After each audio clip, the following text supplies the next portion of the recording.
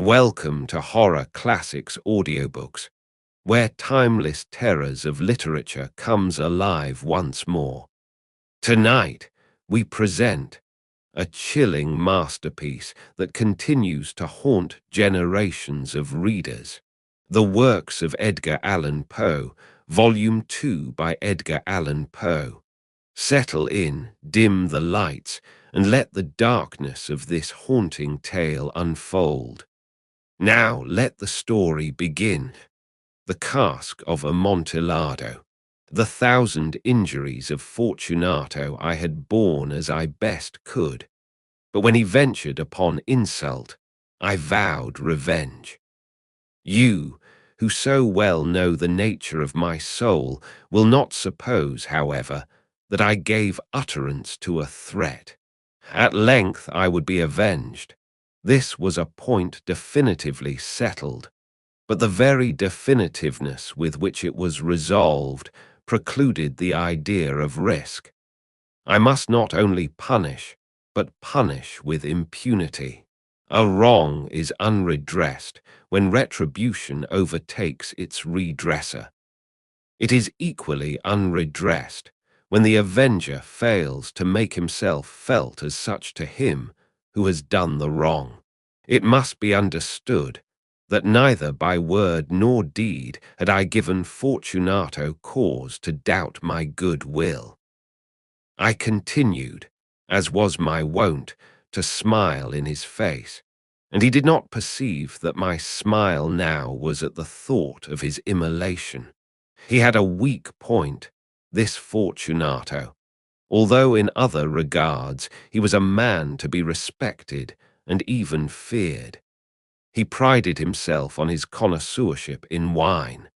Few Italians have the true virtuoso spirit.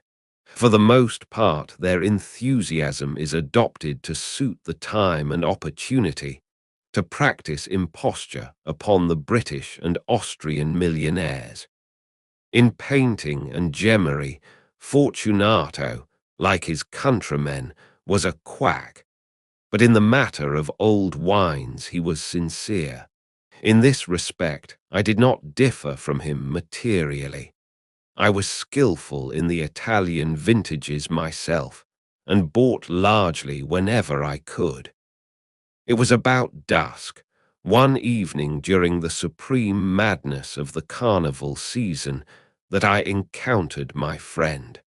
He accosted me with excessive warmth, for he had been drinking much. The man wore motley. He had on a tight-fitting party-striped dress, and his head was surmounted by the conical cap and bells. I was so pleased to see him that I thought I should never have done wringing his hand. I said to him, "My dear Fortunato, you are luckily met. How remarkably well you are looking today. But I have received a pipe of what passes for Amontillado, and I have my doubts." "How?" said he. "Amontillado, a pipe, impossible, and in the middle of the carnival." "I have my doubts," I replied, "and I was silly enough to pay the full Amontillado price without consulting you in the matter. You were not to be found, and I was fearful of losing a bargain. Amontillado, I have my doubts. Amontillado, and I must satisfy them. Amontillado, as you are engaged, I am on my way to Lucchesi. If anyone has a critical turn, it is he. He will tell me. Lucchesi cannot tell Amontillado from sherry. And yet some fools will have it that his taste is a match for your own. Come, let us go." "Whither?" "To your vaults." "My friend, no. I will not impose upon your good nature. I perceive you have an engagement. Lucchesi." "I have no engagement. Come." "My friend, no. It is not the engagement, but the severe cold with which I perceive you are afflicted. The vaults are insufferably damp. They are encrusted with nitre. Let us go, nevertheless. The cold is merely nothing. Amontillado, you have been imposed upon. And as for Lucchesi, he cannot distinguish sherry from Amontillado." Thus speaking, Fortunato possessed himself of my arm, putting on a mask of black silk, and drawing a roquelaire closely about my person, I suffered him to hurry me to my palazzo. There were no attendants at home. They had absconded to make merry in honor of the time. I had told them that I should not return until the morning, and had given them explicit orders not to stir from the house. These orders were sufficient, I well knew, to ensure their immediate disappearance, one and all, as soon as my back was turned. I took from their sconces 2 flambeaux, and giving one to Fortunato, bowed him through several suites of rooms to the archway that led into the vaults. I passed down a long and winding staircase, requesting him to be cautious as he followed. We came at length to the foot of the descent, and stood together on the damp ground of the catacombs of the Montresors. The gait of my friend was unsteady, and the bells upon his cap jingled as he strode. "The pipe," said he. "It is farther on," said I. "But observe the white webwork which gleams from these cavern walls." He turned towards me, and looked into my eyes with 2 filmy orbs that distilled the rheum of intoxication. "Niter," he asked at length. "Niter," I replied. "How long have you had that cough?" "Ugh, ugh, ugh, ugh, ugh, ugh, ugh, ugh, ugh, ugh. My poor friend found it impossible to reply for many minutes. "It is nothing," he said at last. "Come," I said with decision, "we will go back. Your health is precious. You are rich, respected, admired, beloved. You are happy as once I was. You are a man to be missed. For me it is no matter. We will go back. You will be ill, and I cannot be responsible. Besides, there is Lucchesi." "Enough," he said. "The cough is a mere nothing. It will not kill me. I shall not die of a cough." "True, true," I replied. "And indeed, I had no intention of alarming you unnecessarily. But you should use all proper caution. A draught of this Medoc will defend us from the damps." Here I knocked off the neck of a bottle which I drew from a long row of its fellows that lay upon the mould. "Drink," I said, presenting him the wine. He raised it to his lips with a leer. He paused and nodded to me familiarly while his bells jingled. "I drink," he said, "to the buried that repose around us, and I to your long life." He again took my arm, and we proceeded. "These vaults," he said, "are extensive." "The Montresors," I replied, "were a great and numerous family. I forget your arms."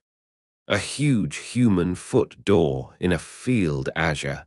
The foot crushes a serpent rampant whose fangs are embedded in the heel. And the motto, "Nemo me impune lacessit." "Good," he said. The wine sparkled in his eyes and the bells jingled. My own fancy grew warm with the Medoc. We had passed through walls of piled bones, with casks and puncheons intermingling, into the inmost recesses of the catacombs. I paused again, and this time I made bold to seize Fortunato by an arm above the elbow. "The nitre," I said, "see, it increases. It hangs like moss upon the vaults. We are below the river's bed. The drops of moisture trickle among the bones. Come, we will go back ere it is too late. Your cough—" "It is nothing," he said. "Let us go on. But first, another draught of the Medoc." I broke and reached him a flagon of de Grave. He emptied it at a breath. His eyes flashed with a fierce light. He laughed and threw the bottle upwards with a gesticulation I did not understand. I looked at him in surprise. He repeated the movement, a grotesque one. "You do not comprehend," he said. "Not I replied. "Then you are not of the Brotherhood." "How? You are not of the Masons?" "Yes, yes," I said. "Yes, yes." "You? Impossible, a Mason." "A Mason," I replied. "A sign," he said. "It is this," I answered, producing a trowel from beneath the folds of my roquelaire. "You jest," he exclaimed, recoiling a few paces. "But let us proceed to the Amontillado." "Be it so," I said, replacing the tool beneath the cloak and again offering him my arm. He leaned upon it heavily. We continued our route in search of the Amontillado. We passed through a range of low arches, descended, passed on, and descending again, arrived at a deep crypt, in which the foulness of the air caused our flambeaux rather to glow than flame. At the most remote end of the crypt there appeared another less spacious. Its walls had been lined with human remains, piled to the vault overhead, in the fashion of the great catacombs of Paris. 3 sides of this interior crypt were still ornamented in this manner. From the 4th the bones had been thrown down and lay promiscuously upon the earth, forming at one point a mound of some size. Within the wall thus exposed by the displacing of the bones, we perceived a still interior recess, in depth about 4 feet, in width 3, in height 6 or 7. It seemed to have been constructed for no especial use in itself, but formed merely the interval between 2 of the colossal supports of the roof of the catacombs, and was backed by one of their circumscribing walls of solid granite. It was in vain that Fortunato, uplifting his dull torch, endeavored to pry into the depths of the recess. Its termination the feeble light did not enable us to see. "Proceed," I said. "Herein is the Amontillado. As for Lucchesi, he is an ignoramus," interrupted my friend, as he stepped unsteadily forward, while I followed immediately at his heels. In an instant he had reached the extremity of the niche, and finding his progress arrested by the rock, stood stupidly bewildered. A moment more and I had fettered him to the granite. In its surface were 2 iron staples, distant from each other about 2 feet, horizontally. From one of these depended a short chain, from the other a padlock. Throwing the links about his waist, it was but the work of a few seconds to secure it. He was too much astounded to resist. Withdrawing the key, I stepped back from the recess. "Pass your hand," I said, "over the wall. You cannot help feeling the nitre. Indeed, it is very damp. Once more let me implore you to return. No, then I must positively leave you. But I must first render you all the little attentions in my power." "The Amontillado," ejaculated my friend, not yet recovered from his astonishment. "True," I replied, "the Amontillado." As I said these words, I busied myself among the pile of bones of which I have before spoken. Throwing them aside, I soon uncovered a quantity of building stone and mortar. With these materials, and with the aid of my trowel, I began vigorously to wall up the entrance of the niche.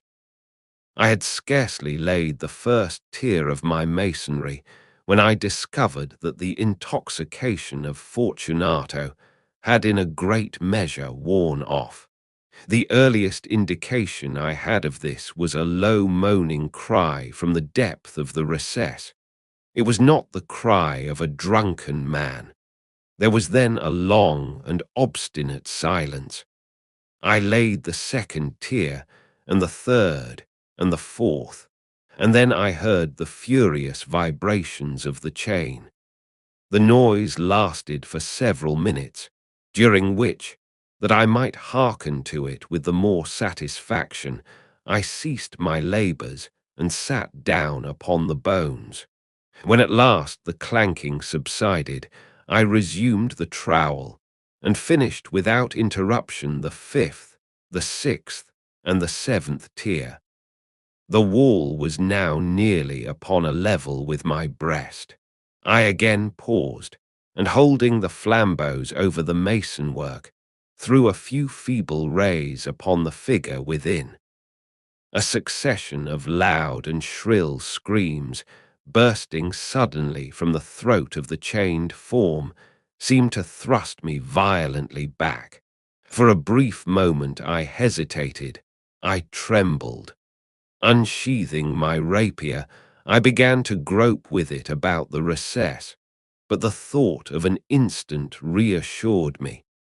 I placed my hand upon the solid fabric of the catacombs and felt satisfied. I reapproached the wall. I replied to the yells of him who clamoured. I re-echoed, I aided. I surpassed them in volume and in strength. I did this, and the clamourer grew still. It was now midnight, and my task was drawing to a close. I had completed the 8th, the 9th, and the 10th tier. I had finished a portion of the last and the 11th. There remained but a single stone to be fitted and plastered in. I struggled with its weight. I placed it partially in its destined position. But now there came from out the niche a low laugh that erected the hairs upon my head. It was succeeded by a sad voice, which I had difficulty in recognizing as that of the noble Fortunato. The voice said, "Ha, ha, ha, he, a very good joke indeed, an excellent jest. We will have many a rich laugh about it at the palazzo. He, over our wine, he, the Amontillado," I said. He, yes, the Amontillado. But is it not getting late? Will not they be awaiting us at the palazzo, the Lady Fortunato and the rest? Let us be gone. Yes, I said, let us be gone. For the love of God, Montressor. Yes, I said, for the love of God. But to these words I hearkened in vain for a reply. I grew impatient. I called aloud, "Fortunato!" No answer. I called again, "Fortunato!" No answer still. I thrust a torch through the remaining aperture and let it fall within. There came forth in return only a jingling of the bells. My heart grew sick on account of the dampness of the catacombs. I hastened to make an end of my labor.